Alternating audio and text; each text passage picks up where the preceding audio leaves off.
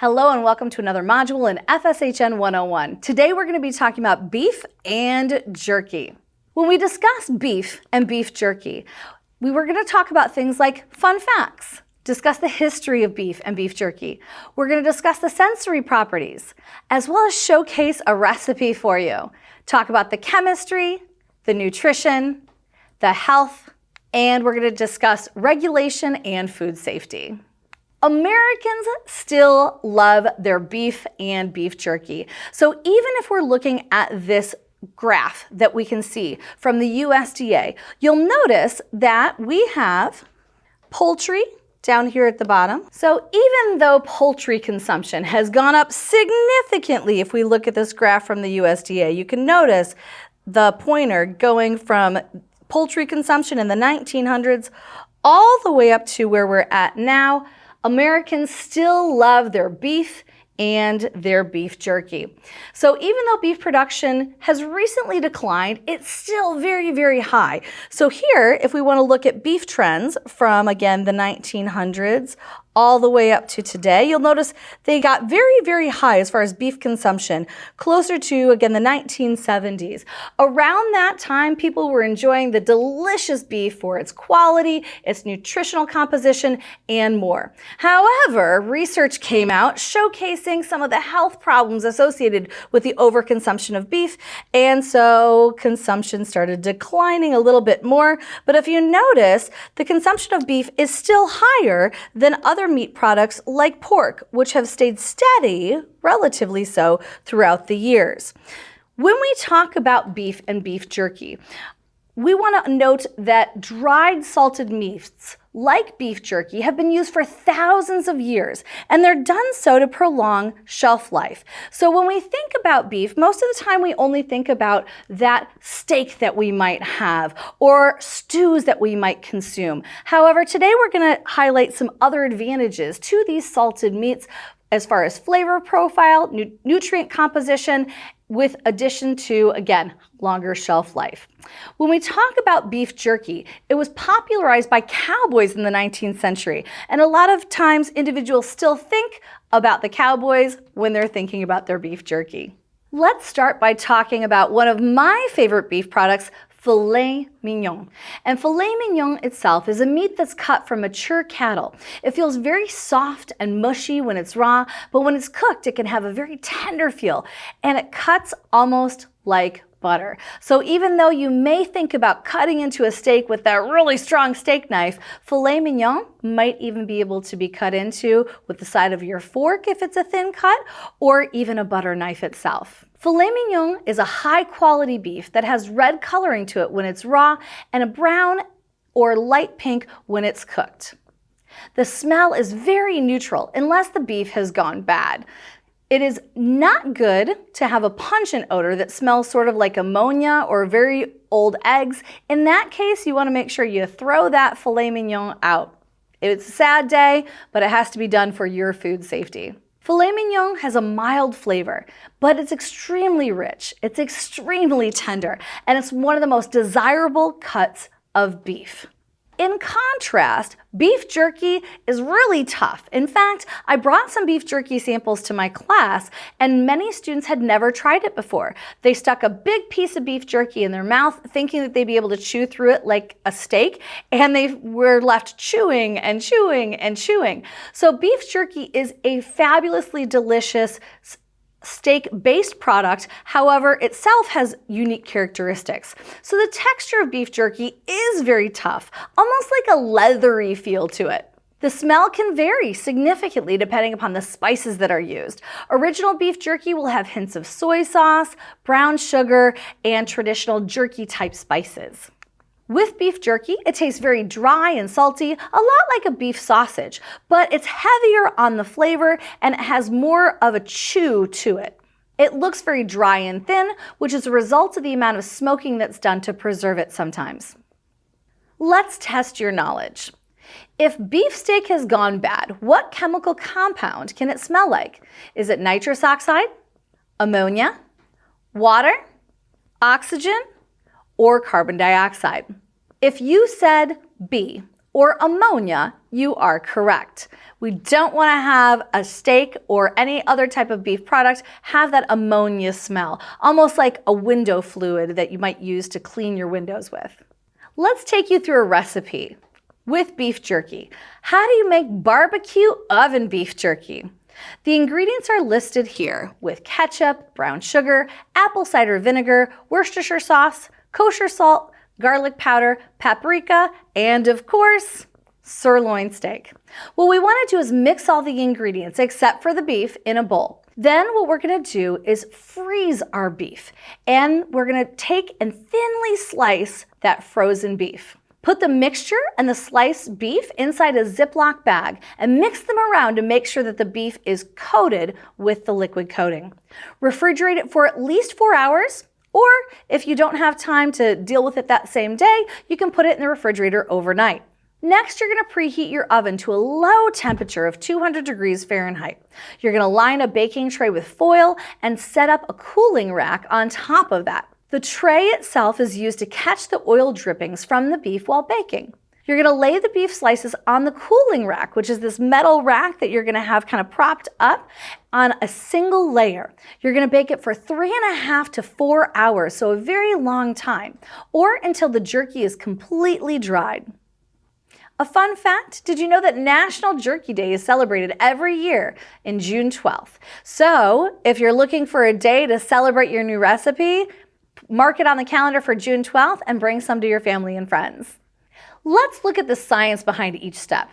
We have the steps of freezing the beef before cutting it thinly, marinating the beef, preheating the oven, and baking until the beef is completely dry.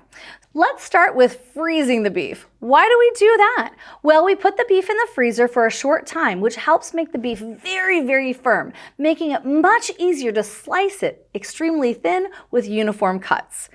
Thin, uniform cuts are key to having uniform product at the end. Next, we're going to marinate the beef.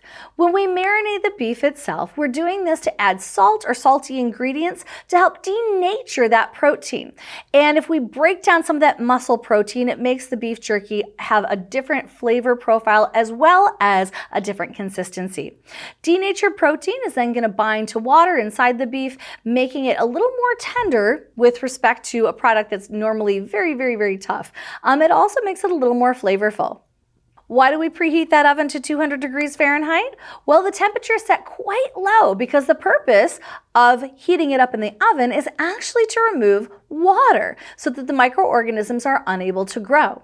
Then we're going to bake the beef until it's what we would consider completely dry. The reason that we do this is because the low moisture content inhibits microbial growth. Additionally, beef jerky has a water activity ranging from 0.47 to 0.87. That's a big range. So the more you dry it out, the more salt you have associated with your beef jerky, the lower that water activity, and the longer the shelf life of your beef jerky.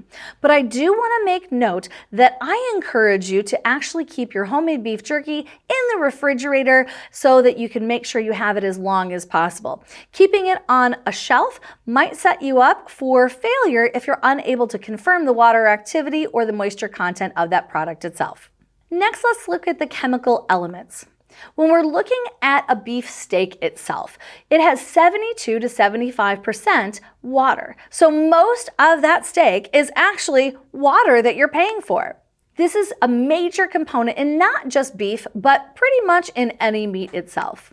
Beef is also a rich source of minerals, especially minerals that we might want to consume in our diet for health and well-being. For example, minerals such as phosphorus, magnesium, iron, copper, zinc, and more. We also have a lot of water-soluble vitamins in our beef. Vitamins like B1, B2, B6, and B12. And did you know that B12 is only found in animal products? So if someone is a vegan, they will need to supplement with B12 in order to meet their dietary needs. We also have a little bit of carbohydrate in there.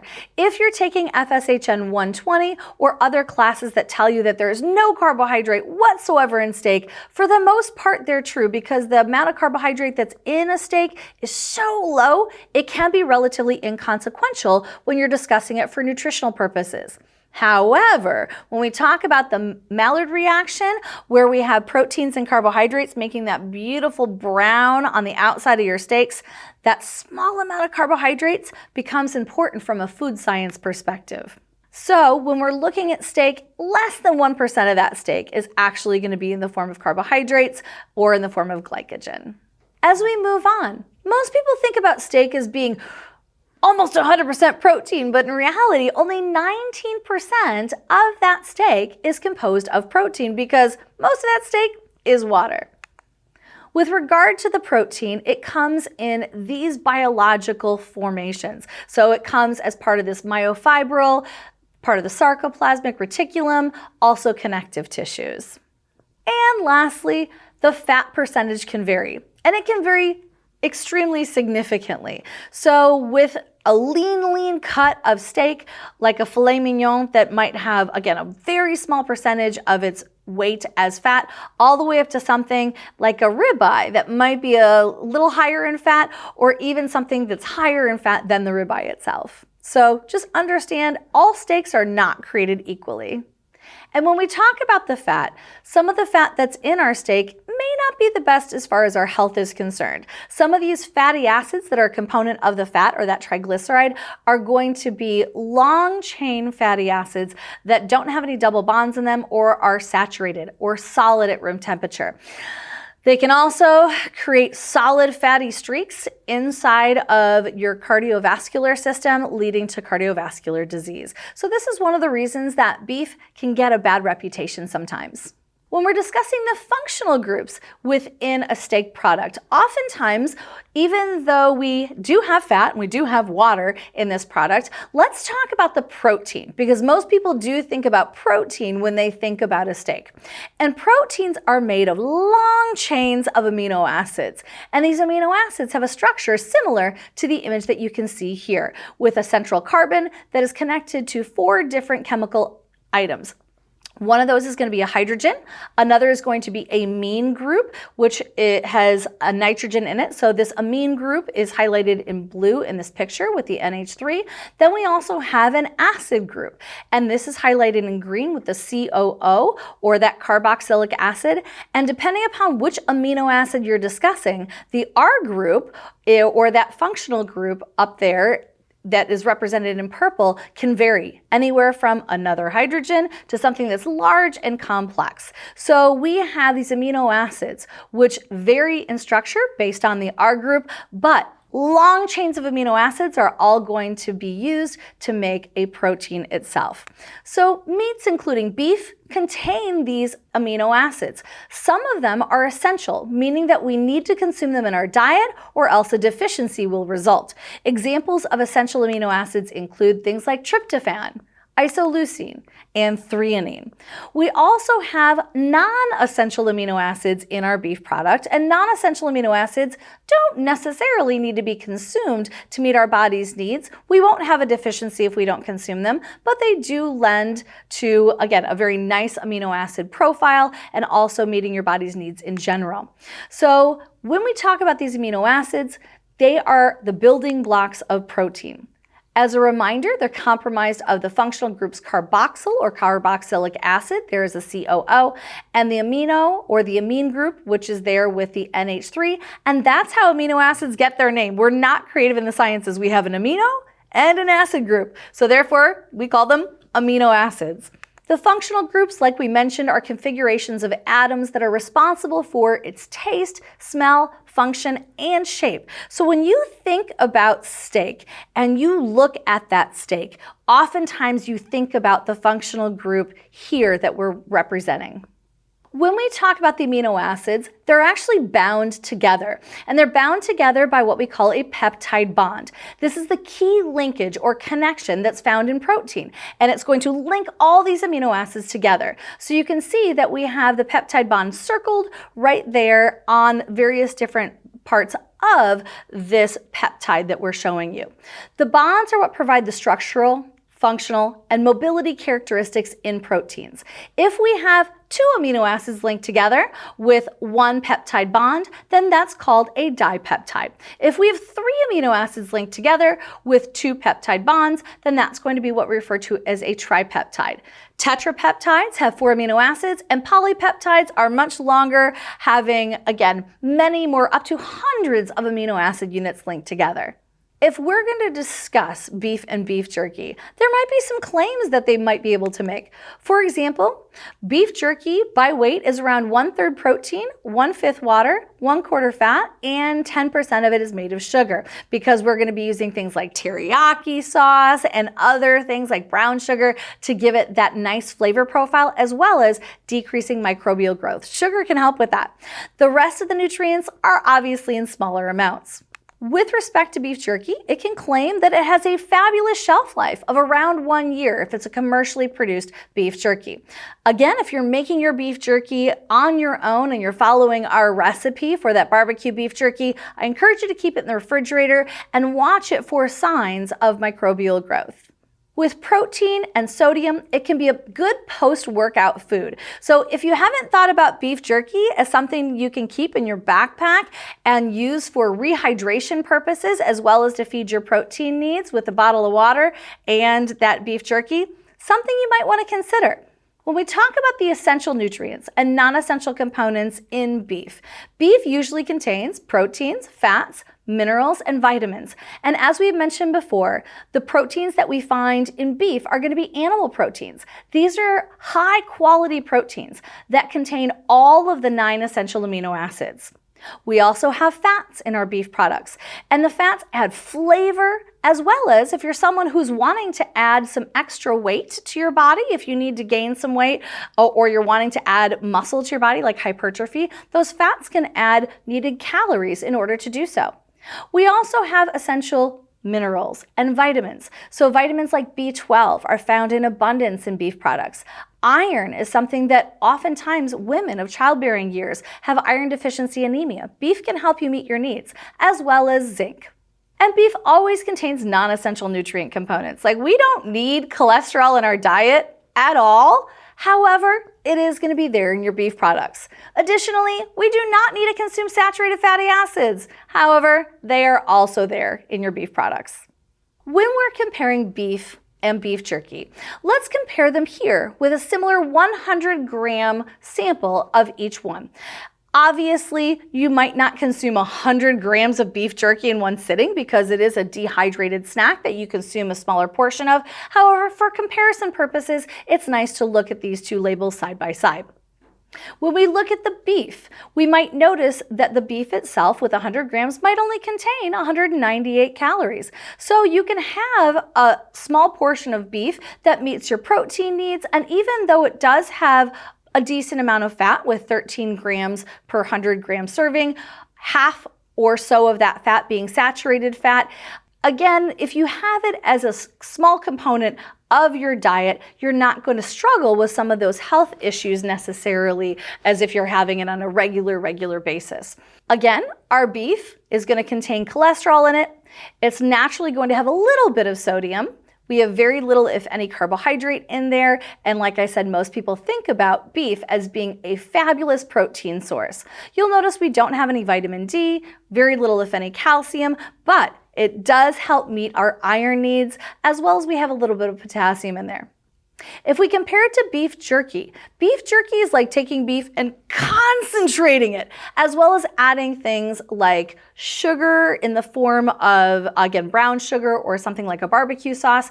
Additionally, we're going to be adding in more sodium. So if we're comparing 100 grams of natural beef to 100 grams of beef jerky, you better bet yourself that we have a concentrated product with more total fat. Even though it's cooked and fat drips off of it, we're still concentrating that fat in a 100-gram sample. We also have a lot of sodium that's been added to it to help with shelf life, and carbohydrates, oftentimes in the form of sugar.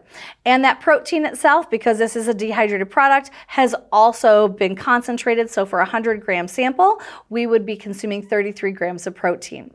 So per gram, beef jerky can contain more fat, protein, vitamins, and minerals than beef. And like I mentioned, if you want to have a nice post-workout snack, beef jerky might be a good one for you to rehydrate with the sodium, potassium, chloride, minerals, as well as allowing you to get that protein that you might need. But I encourage you, like I said, make sure you're drinking some water when you're consuming it. Generally speaking, if we're going to look at an overarching macronutrient breakdown of a general 100-gram beef steak, like I said, we would have very little, if any, carbohydrates, but we would see about 50% of the calories come from fat and 50% come from protein. So like we mentioned, even though you think of beef as a protein source, you might want to step back and also realize it is a fat source as well. And if you like a good steak for dinner, I do want to let you know that all steaks are not created equal. So here if we're looking at beef tenderloin versus a ribeye steak, you'll notice there is a big difference in the total calories if we're looking at a 1 serving size 5-ounce cut. So the total calories in a beef tenderloin might only be 298. So again, as a frame of reference, that beef tenderloin, filet mignon, oftentimes those two terms are swapped on a lot of restaurant menus. So you can think about the beef tenderloin and filet mignon kind of in the same demographic. So total calories, about 300 with the beef tenderloin, where we have about 400 with the ribeye steak. As we noted before, total carbohydrates are practically non-existent in both of those, where if we look at the fats, you'll notice the beef tenderloin is a much leaner cut of beef comparatively to the ribeye steak. You'll notice that the ribeye steak has about twice as much fat compared to the beef tenderloin. When we look at the protein per 5-ounce cut, you'll notice the protein in the beef tenderloin is a lot higher compared to the ribeye steak as well. If we're going to compare the filet mignon to beef jerky, you'll notice that the filet mignon per 5-ounce serving is obviously going to have a lot more moisture than the beef jerky 5-ounce serving. Like I said before, the beef jerky has been dehydrated down. So when we're looking at the total calories, the beef jerky is going to be a higher caloric food per bite or per ounce. However, you generally eat a little less beef jerky. So when we look at the filet mignon, again, about 300 calories per serving. Our fats are about 12.7, protein are 43. The beef jerky is kind of concentrating down a lot of those items. So we do have some carbohydrates because we've added in brown sugar, or we might have added in teriyaki sauce, barbecue sauce, other things that contain sugar.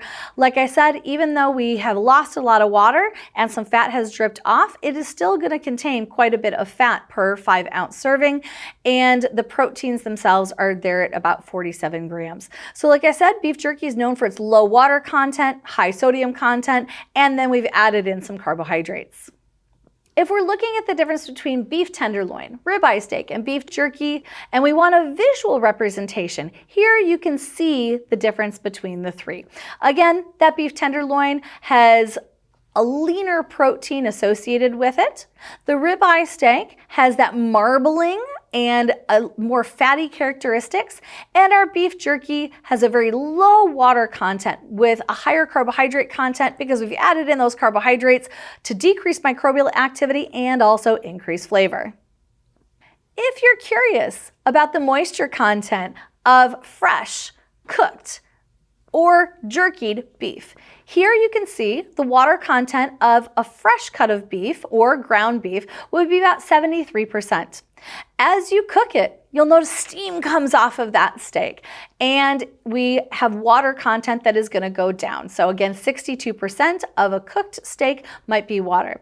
As we continue to dry it further, the jerky obviously is going to have a much lower water content, closer to 23%. We'd mentioned before that fresh steak has a very high water content as well as a very high water activity. So water activity of fresh and cooked steak is going to be very high. That's why it doesn't last very long in the refrigerator. Comparatively, jerky is going to have a water activity, like I mentioned, again, anywhere from like 0.4 all the way up to 0.8, but it's much lower water activity than either of these more fresh products. So raw and cooked beef have a water activity over 0.91, which means they have a lower shelf life. To produce beef jerky, like we mentioned, water is removed through drying, which decreases water activity.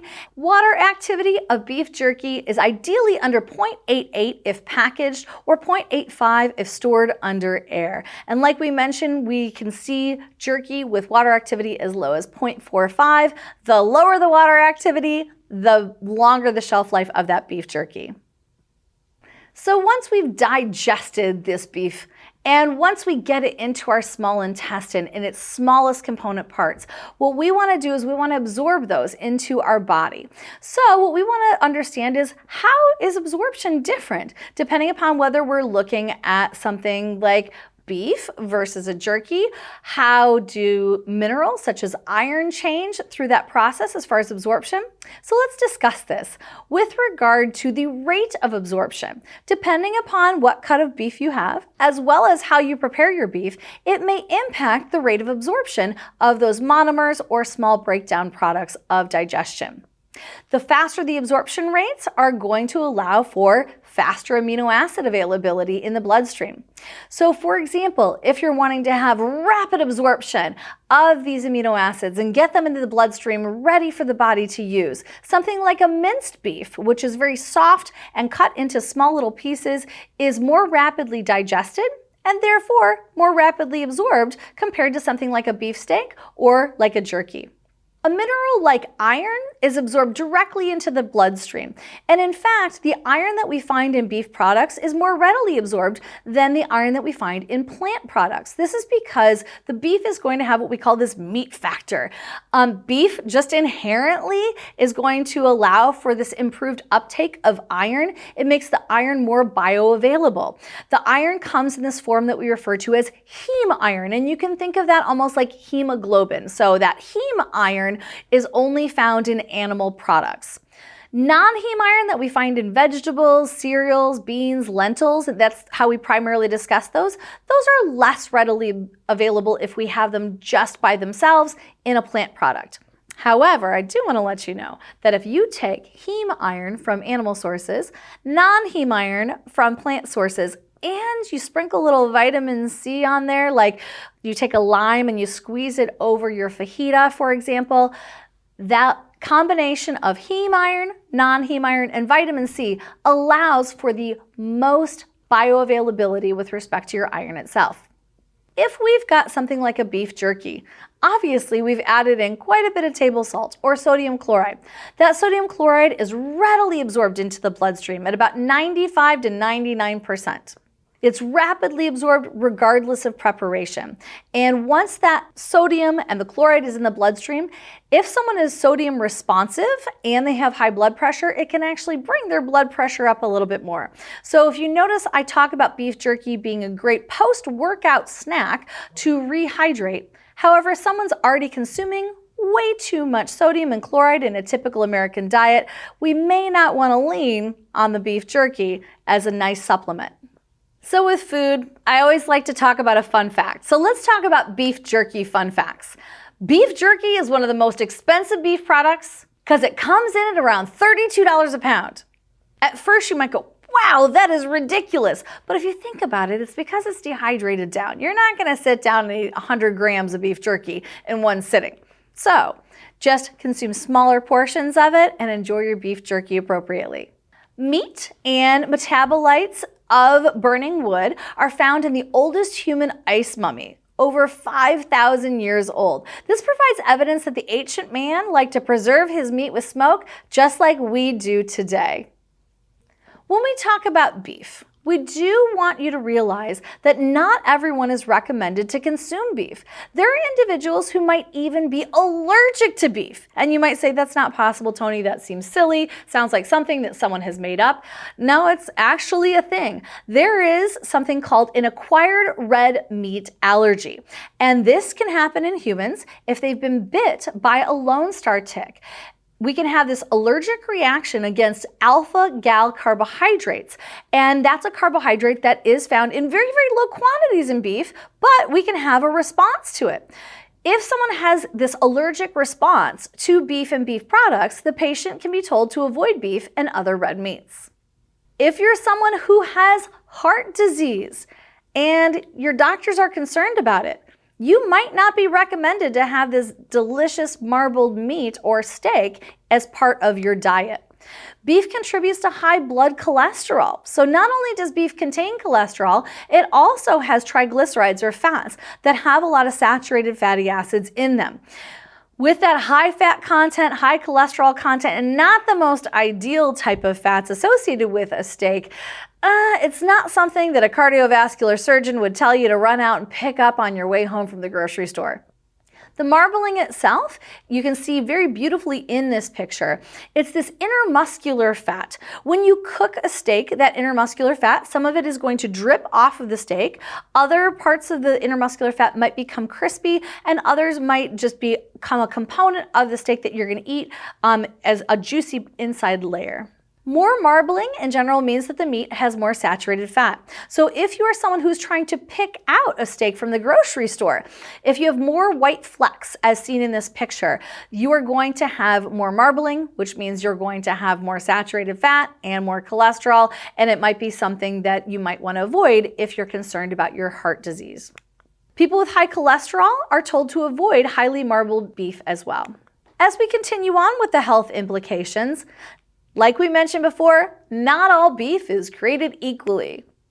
Hanwoo beef actually has genetic potential within the cattle itself to produce a very marbled meat. However, depending upon the time scale of feeding, the finishing diet, meaning what food that cattle is going to have before they come to market, as well as the genetics of the cattle itself, is going to change the type of lipid or fat that you see in that meat, as well as the amount of lipid or fat that you have in that meat itself. So if you're looking for a more heart-healthy beef product, that Hanwoo beef that may have been fed a better or healthier finishing diet might be a better choice for you compared to a corn-fed beef product of something like, we'll say, a traditional beef cattle. Recent studies have even shown that the Hanwoo beef could reduce the risk of cardiovascular disease depending upon the finishing diet. So you might want to continue to watch this research if you are a beef lover so that you can choose the healthiest beef for yourself as you continue on and making your dietary choices. Recent research even shows that if we have a healthier finishing diet and we have healthier genotypes like this Hanwoo breed, we might have antioxidant properties associated with the beef itself if they have been grass-fed. If we want to reflect back on some of these nutrients in beef, like we mentioned, half the iron in meat is present as that heme iron. It's well absorbed at the rate of 15 to 35% compared to 1 to 10% of the iron that is going to be non-heme iron from plant sources. Beef is a complete protein providing all the essential amino acids. Beef is a valuable source of zinc, iron, selenium, phosphorus, magnesium, potassium, and copper. And the minerals that are in beef are even more bioavailable than the minerals in plants. So even though we've covered a lot of this information slowly throughout this lecture, we do want to showcase that there are many nutritional benefits associated with consuming beef. What about the nutrients and health implications specific to beef jerky itself? Well, like we mentioned, beef jerky can be very low in carbohydrates. It depends on whether you're making beef jerky that has that teriyaki seasoning or a barbecue seasoning. So our recipe was a barbecue, so it was going to be a little higher in carbohydrates. However, you can have a more traditional smoked beef jerky that might be lower in carbohydrates. Beef jerky can be a little lower in fat if we're making it with a leaner cut of beef and if we allow that fat to drip off. So all beef jerky isn't made the same either. So even though we give you examples of a beef jerky nutrition facts panel, make sure you investigate your own beef jerky before you make a decision one way or the other. When we're looking at beef jerky, like I said, there are 9 primal cuts for cows and many of the smaller cuts within those 9. Sometimes beef jerky might use some of those smaller cuts that might be a leaner cut of beef. If you're wondering what some of those cuts might be, things like top round and bottom round are examples of those cuts. Additionally, when we're looking at beef jerky, like we mentioned, most beef jerky does contain a significant amount of sodium. This may not be recommended for you if you are sodium responsive and you have hypertension. With regard to the American diet, If you're someone who eats a typical American diet and you have typical American exercise habits, which may be leaning towards the sedentary, you might be consuming more sodium than is recommended to begin with. Like I had mentioned earlier in this discussion, having something like beef jerky post-workout after you've sweat a lot and you've really pushed yourself forward might be a good choice. If you're a sedentary individual who's already consuming a lot of sodium and you're not sweating out a lot of sodium or chloride, maybe beef jerky wouldn't be as highly recommended for you. And the reason being, high sodium intake is often associated with cardiovascular disease, stroke, kidney disease, and even heart failure in some individuals. When we talk about storage, there's a very big demarcation when we're storing ground beef comparatively to jerky. Our ground beef needs to be kept in the refrigerator at 40 degrees or below. If you're someone who you want to keep your ground beef for even longer, you're like, oh my gosh, I just bought all this delicious beef, whether it be ground beef or a steak, and you're saying, I might not be able to eat all of it before it goes bad in a few days, you can even put some in the freezer and store it for a longer amount of time. Keep in mind, it may change that beef profile as far as how it tastes or how it cooks if you do freeze it.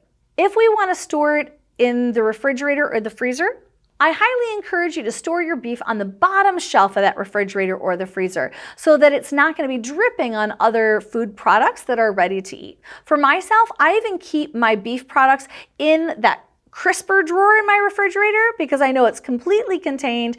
That's the only thing I put in that crisper drawer. So even though it is generally used for fruits and vegetables, I might keep my fruits and vegetables higher in the refrigerator or even on the counter for ease of access, as well as to keep them as safe as possible. So my ground beef goes in that drawer. When we're looking at jerky, jerky can be stored at room temperature, especially if it's going to be a commercial beef jerky that's been made by someone who's checked the water activity and percent moisture. We do want to keep that jerky in a cool, dry place. That's going to be the most ideal storage location. So even though you might be tempted to eat your beef jerky in the bathroom between running around the house, your bathroom might be a moist place. And so I encourage you to keep it in the kitchen. When we're looking at the shelf life of ground beef versus beef jerky, with ground beef, if it's refrigerated, it's always best practice to use it within a couple days. Again, you can generally look at when it's been packaged, when it's recommended to be eaten, because that can be listed on that label itself as well. With regard to ground beef, we want to use it within 4 months if it's frozen. So you can't keep something in your freezer and think, oh, it's frozen. No microorganisms are going to grow in there. You're not putting your ground beef in a cryogenic state. There are actually chemical reactions and microbial growth that happens even within your freezer. If you do have ground beef that's been in the freezer, after thawing it, you should use it within those 1 to 2 days, just like you would if you had a refrigerated product prior. With beef jerky, if we've commercially packaged beef jerky, it can last about a year. If you have homemade beef jerky and you have proper storage, and like I mentioned, in my opinion, proper storage after you've dried it out is going to be in the refrigerator, that can last for 1 to 2 months even. Speaking of microbial activity, there are some bacteria that are a public health concern. Things like E. coli, Salmonella, Listeria, Campylobacter, and very unfortunately, we have some of these in our beef products. We also have other microbes found in beef. So when we're looking at this list of microbes, I do want to let you know that even though we have a list of many microbes found in beef, if we're going to cook our beef to the proper temperature, they become far less of a concern. When we're looking at the temperature danger zone, where these microbes really love to thrive and grow, it's going to be between 40 degrees Fahrenheit and 140 degrees Fahrenheit. This is one of the reasons we don't want to thaw our meat on the counter or leave it on the counter for very long. Room temperature is right in the middle of this danger zone and can really compromise your health and your safety. So when you buy your meat products from the grocery store, especially again if it's going to be a ground beef or again a beef steak, put it directly from your car into the refrigerator once you get home from that store itself. A common misconception clarified. Refrigeration, freezing, and dehydration, none of these things are going to kill bacteria. What it's going to do is make it where the bacteria aren't as likely to grow as quickly. So if you think that freezing your beef stops all bacterial growth, or because you have this dehydrated product that literally can last forever, very unfortunately, that is not the truth. What we want to do ultimately is to slow that microbial activity. And there are various different ways that we can slow that microbial activity. One is cook your food. If you cook your ground beef until the internal temperature is 160 degrees or higher, then you have killed off a lot of unhealthy bacteria and you've slowed down the growth of some less than healthy bacteria as well. We also then want to refrigerate at a lower than 40 degrees Fahrenheit or freeze at 0 degrees Fahrenheit or below. You may ask, why is it we don't need to cook our steak all the way through? Tony, you had mentioned ground beef needs to be cooked to 160 degrees Fahrenheit. However, you didn't mention anything about a steak needing to be cooked to 160 degrees Fahrenheit internally. Well, the reason is because the bacteria are primarily present on the outside of the steak. So cooking the outside until it's browned with that Maillard reaction is going to kill those bacteria that are on the outside of the steak itself. Ground beef, because it's been ground, we have put those bacteria all the way through it. And so we do want to make sure if we're consuming a burger that has been made from ground beef, make sure you get it well done. Your steak, you can get medium rare, or even, again, with the outside seared and a little cold on the inside, that's perfectly fine as well. A fun fact, oftentimes people think they're supposed to wash their raw poultry or meat. Please do not do that. That actually can lead to cross-contamination. You're gonna have microspray from washing that meat product that's gonna get on your counters, that's gonna get in your sink, and it actually increases the likelihood that you could get sick from microbes. So what is the future of beef? There's lots of changes that are happening. There are changes to farming that we as consumers can sit here and say, well, you know, I'm not comfortable with this particular farming practice. And we're developing a closer relationship with our food. And so we're having a little more input as to how these animals should be treated. And sometimes people are willing to pay significantly more if they feel like the animals were treated better prior to being harvested. So with that in mind, farmers are moving towards more sustainable methods that our consumers are happier with. Additionally, with these more sustainable methods, we're seeing a reduction in environmental impact. We're seeing less gas emissions from these animals themselves, as well as more humane treatment of the animals. But if you're someone who still feels uncomfortable about consuming any meat products, there's so many meat alternatives on the market that are coming out, and they're getting better and better and better with the assistance of food scientists. So we're focusing on moving towards different alternatives, such as plant-based meats made with soy or pea protein, and these are becoming really big and have been for the past decade or 10 years. We're expecting to have even more of an increase in profits in the upcoming decade. We have large investments that are even going into lab-grown, cultured meat, kind of science fiction-y meat. However, we can take and grow meat in a lab that is coming from, again, some cultured cells that are going to allow you to have a meat product that looks and tastes and smells and cooks very similarly to a traditional meat product. What I want you to do is investigate these non-meat burgers, more or less a fake burger that may be made with a plant product rather than an animal product. What I want you to do is realize that you can eat a raw veggie burger without the same concerns as having a regular, raw, traditional meat burger from ground beef. Why is that? Let's watch the movie and see.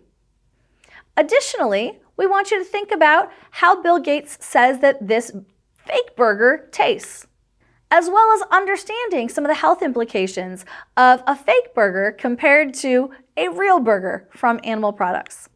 Additionally, which might be better for the planet? A real burger made from a cow and real ground beef, or a fake burger made from plant proteins? Hopefully you enjoyed that video and you were able to answer the questions that were posed on the last slide thoroughly. If you do have any questions, stop in the Virtual Tutoring Center, stop in my personal office hours, let us know how we can help you because we're in this together.